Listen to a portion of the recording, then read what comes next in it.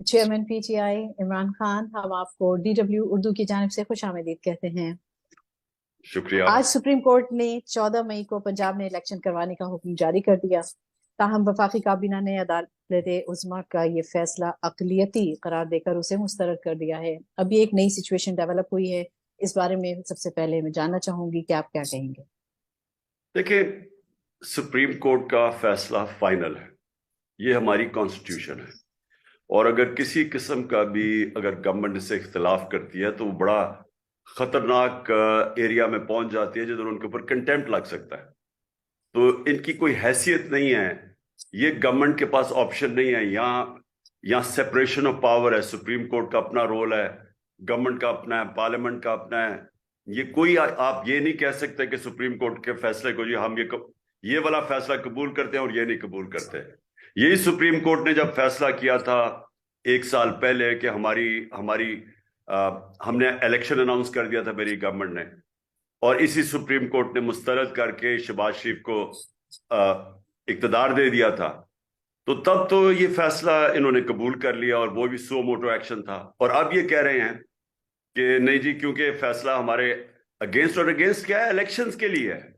Democracy کے اندر election تو ایک عوام کی آواز ہے، تو اس کے خلاف پہلے بھی یہ گئے ہیں، الیکشنز کے خلاف اب بھی جا رہے ہیں، اور اب اس لیے جا رہے ہیں کہ اب تو جو اوپینین پولز ہیں ان کے اندر یہ اتنا پیچھے رہ گئی ہیں جو گورنمنٹ کی پارٹیز ہیں، تو یہ کسی نہ کسی انہوں نے حربہ استعمال کرنا تھا الیکشن سے بھاگنے کا۔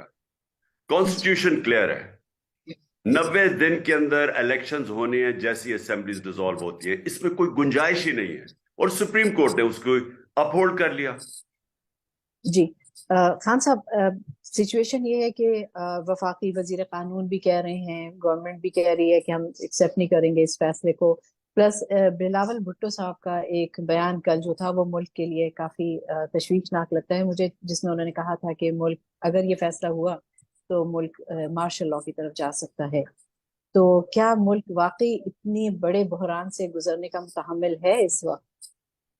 دیکھیں، یہ ساری جو آپ آوازیں سن رہی ہیں نا، ان کو صرف ایک الیکشن کے اندر اپنی موت نظر آ رہی ہے۔ اگر آپ اوپینین پولز دیکھ لیں، اور یا پچھلے چند مہینے کے جو بائی الیکشنز کے ریزلٹس دیکھ لیں، تو 37 بائی الیکشنز میں سے تحریک انصاف 30 جیت چکی ہے، اور اس کے باوجود کہ اسٹیبلشمنٹ پوری طرح ان کی سپورٹ کر رہی تھی، الیکشن کمیشن کی سپورٹ کر رہی تھی، یعنی بالکل غیر جانبدار نہیں تھی الیکشن کمیشن۔ اب ان کو ڈر لگا ہوا ہے کہ جیسی الیکشن آئے گا، اور یہ جو پنجاب کا الیکشن ہے اور جو اوپینین پولز کہہ رہے ہیں، تو انہوں نے ہار جانا ہے۔ تو یہ جو ساری چیزیں کہہ رہے ہیں یہ غیر آئینی ہے، یہ دھمکیاں دینا کہ جی مارشل لاء لگ جائے گا۔ مارشل لاء کے دن چلے گئے ہیں پاکستان میں، مارشل لاء پاکستان کو بالکل ہی اس طرف لے جائے گا، آگے ہمارے حالات برے ہیں۔ اس وقت ان کی جتنی بھی جو بھی یہ باتیں کہہ رہے ہیں کہ ہم آپ کی آئین سپریم کورٹ کا ورڈکٹ نہیں مانتے، تو یہ تو وہ باتیں کر رہے ہیں کہ اس ملک کے اندر تو یہ سارا آئین، اگر آپ نہیں آئین اور سپریم کورٹ کے فیصلے نہیں فالو کرتے تو اس کے بعد تو پاکستان کے اندر قانون ختم ہو گیا، پھر تو طاقتور فیصلہ کرے گا کہ میں یہ سپریم کورٹ کا فیصلہ مانتا ہوں، یہ نہیں مانتا۔ تو یہ تو جنگل کا قانون کی طرف جا رہے ہیں نا، تو یہ تو ہو ہی نہیں سکتا۔ اس وقت ملک جس معاشی بحران سے گزر رہا ہے، پاکستان کے اوپر جو کچھ بھی معاشی اعتبار سے جتنا بوجھ ہے، اور IMF کا ابھی جو پاکستان کی طرف ایٹیچیوڈ ہے، اس میں یہ ساری چیزیں بہت امپورٹنٹ رول پلے کریں گی اگر پاکستان میں مزید پولیٹیکلی پاکستان غیر مستحکم ہوتا ہے۔ آپ اگر دوبارہ آتے ہیں اقتدار میں، تو آپ اس سچویشن کو کیسے سنبھالیں گے؟ بہت ہی اس وقت پاکستان کی تاریخ کے بدترین اپنے دور سے گزر رہا ہے معاشی لحاظ سے۔ دیکھیں، اس کا پہلے تو یہ کلیئر ہو جائے کہ اس کا ذمہ دار ہے کون۔ آپ صرف پاکستان کی اکنامک سروے، جو ہر سال پاکستان کی رپورٹ آتی ہے پاکستان کی معیشت کے اوپر، آپ پاکستان کا اکنامک سروے دیکھ لیں، تو اس میں آپ جو پچھلے مئی میں پبلش ہوا تھا، تو اس میں آپ کو پتا چلے گا کہ 17 سال میں پاکستان کی بہترین پرفارمنس تھی ہمارے آخری سال، اور آخری 2 سال بھی 6% پہ اکانومی گرو کر رہی تھی۔ آج ورلڈ بینک نے स्टेटमेंट दी है कि पाकिस्तान की इकॉनमी अब 0.4% पे ग्रो करेगी। तो जब 6% से 0.4 पे जाएगी तो इसका मतलब बेरोजगारी, इसका मतलब इंडस्ट्री बंद हो रही है, इसका मतलब हमारी वेल्थ क्रिएशन नीचे जा रही है और कर्जे बढ़ते जा रहे हैं। और उसके साथ साथ पाकिस्तान की तारीख की सबसे बड़ी महंगाई है। तो सवाल तो यह है कि कौन जिम्मेदार है कि चलती हुई इकोनॉमी को उसने साजिश के तहत गिराया और इन लोगों को, डिस्क्रेडिट लोगों को ऊपर लाके बैठा दिया जो 30 साल से इस मुल्क के ऊपर हुकूमत कर रहे हैं, और उसके बाद इन्होंने पाकिस्तान की इकोनॉमी को उधर ले गए हैं जिधर आप एक बहुत बड़ी पाकिस्तान के अंदर सर्जरी करनी पड़ेगी, यानी बड़े फैसले करने पड़ेंगे इसको अब ठीक करने के लिए। लेकिन बड़े फैसले करने के लिए एक बड़ा मैंडेट चाहिए, वो आएगा इलेक्शन से। इलेक्शन से स्टेबिलिटी आएगी, क्योंकि जब एक गवर्नमेंट 5 साल के लिए आ जाएगी तो पॉलिटिकल स्टेबिलिटी आएगी और उसके बाद इकोनॉमी आप ठीक कर सकते हैं। जी हाँ साहब, अभी तो अगर हम ब्लेम गेम एक तरफ रख दें और मुल्क के मफाद का सोचें, क्योंकि आप वो लीडर हैं, अवामी लीडर, जिसने हमेशा कहा कि मुल्क पहले है और मुल्क का मफाद पहले है, तो क्या इस वक्त इलेक्शन पे जितने अखराजात आएंगे पाकिस्तान उसका मुतहम्मिल हो सकेगा?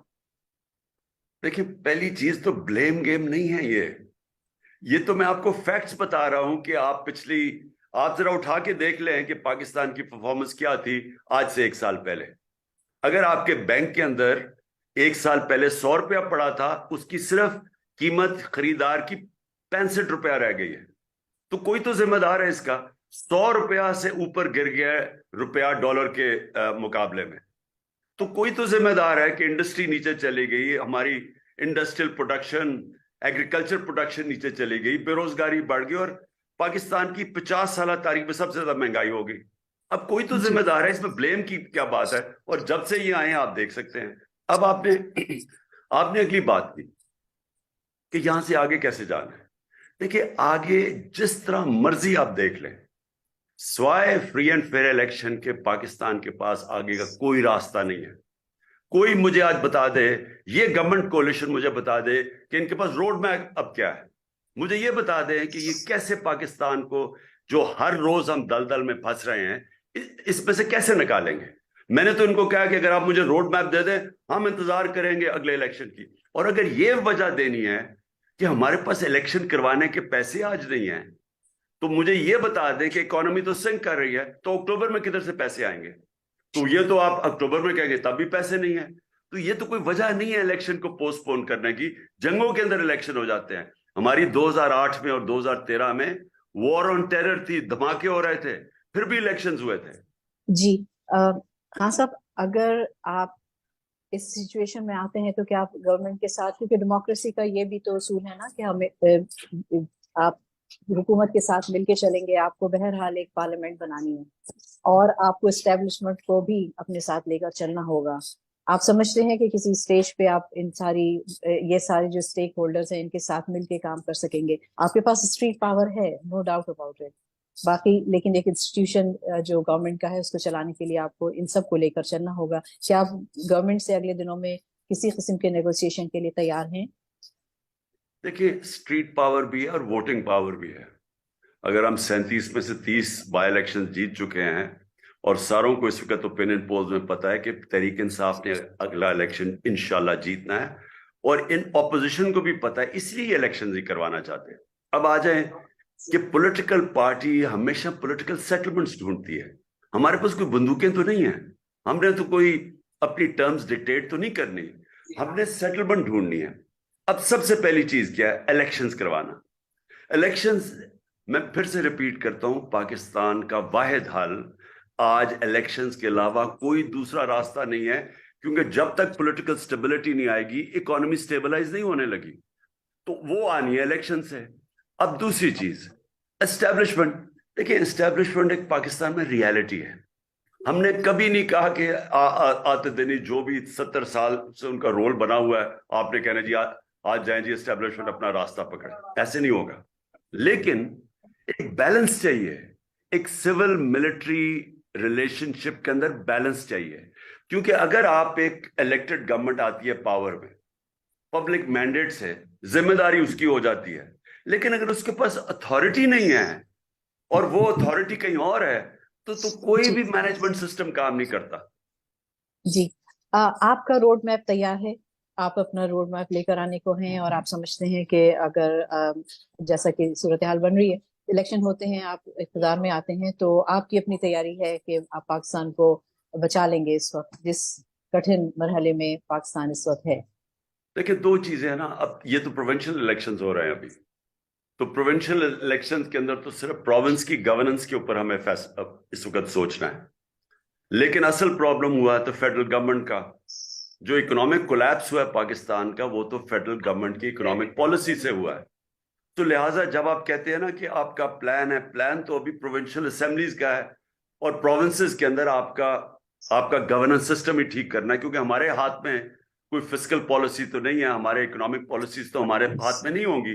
کیونکہ اصل پرابلم کیا ہوا ہے، پاکستان کا جو ایکسٹرنل ڈیفیسٹ ہے، ہمارے اوپر جو قرضے چڑھے ہوئے ہیں، جو کیونکہ ہمارے ملک میں ہمارے پاس وہ ویلتھ کریشن نہیں ہے کہ وہ اتنا پیسہ وہ قرضے واپس کریں.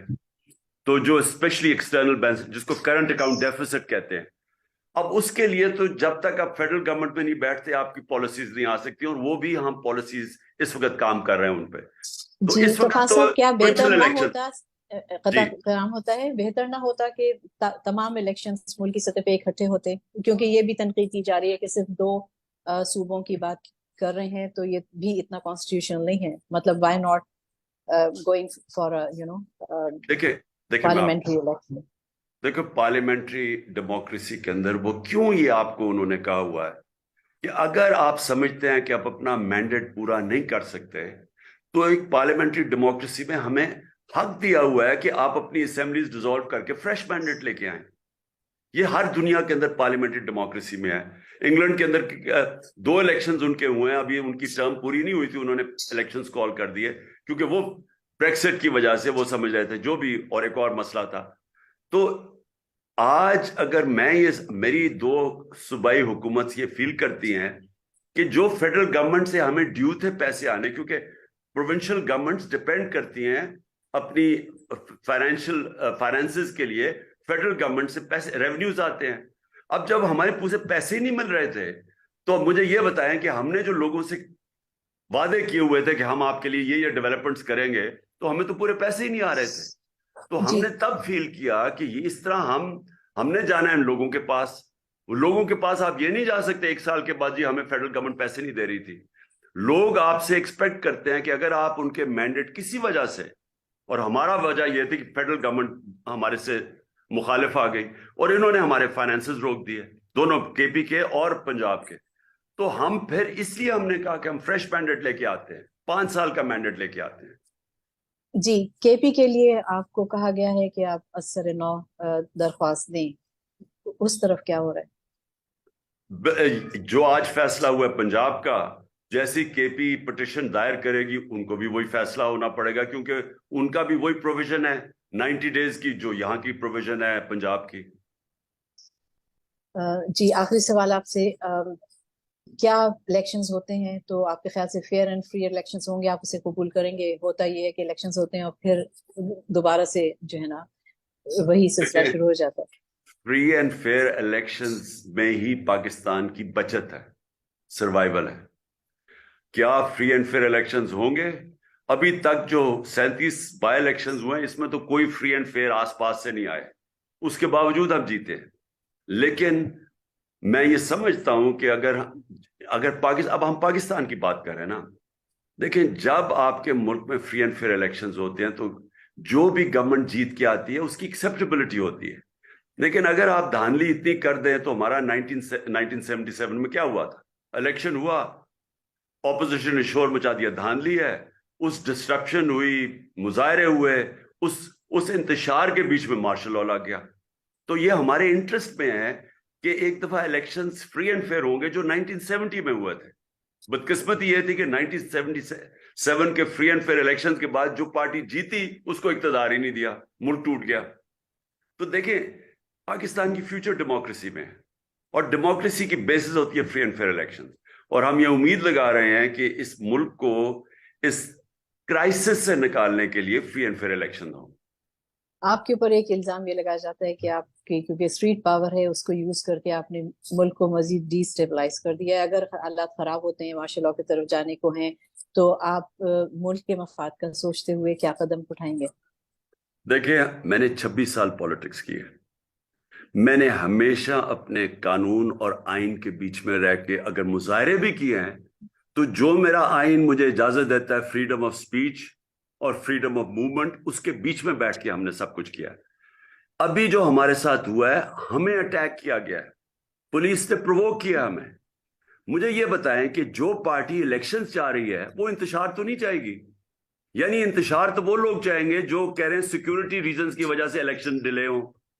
تو ہم کیوں فری اینڈ فیئر الیکشن اگر چاہتے ہیں تو ہم کیوں چاہیں گے کہ پاکستان میں وائلنس ہو؟